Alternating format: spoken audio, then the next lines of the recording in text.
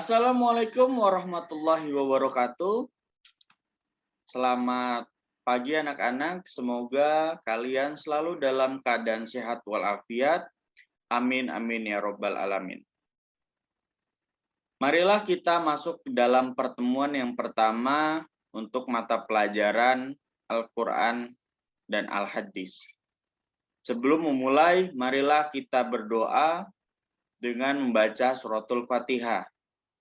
Berdoa dimulai.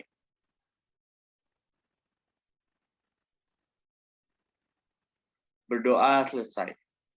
Amin.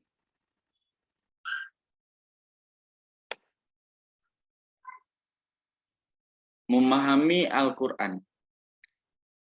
Pengertian Al-Quran, Al-Quran merupakan wahyu Allah Subhanahu wa Ta'ala yang menjadi mukjizat terbesar bagi Nabi Muhammad SAW. Pengertian Al-Quran menurut bahasa berasal dari bahasa Arab, yaitu bacaan sebagaimana yang disebutkan di dalam Al-Quran surah Al-Qiyamah ayat 17 dan 18. Dua bagian-bagian Al-Quran.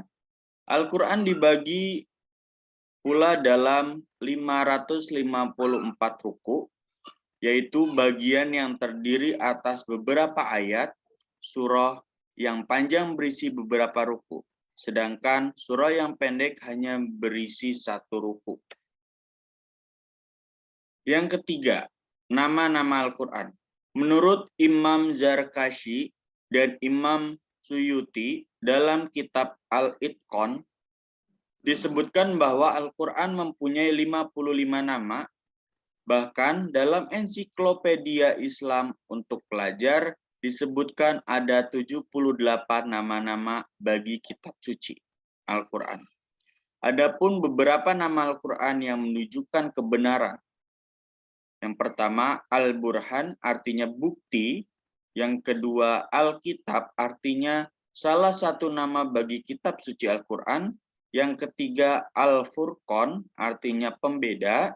Yang keempat, Al-Zikri artinya memberi peringatan. Dan yang kelima, At-Tanzil artinya yang diturunkan.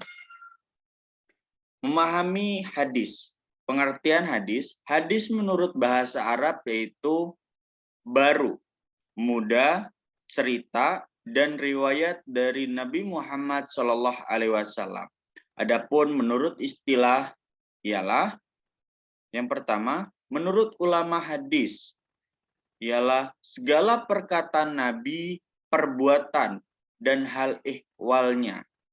Dan yang kedua, sementara para ulama ushul ialah segala perkataan Nabi Muhammad SAW, perbuatan dan takrirnya yang berkaitan dengan hukum syara dan ketetapannya. Yang kedua, bagian-bagian hadis. Hadis yang disandarkan kepada Nabi Muhammad SAW berupa perkataan, perbuatan, takrir, maupun sifat beliau memiliki 3 bagian. Yang pertama, sanad, yang kedua, matan, yang ketiga, rawi. Sanad ialah silsilah orang-orang yang menghubungkan kepada matan hadis.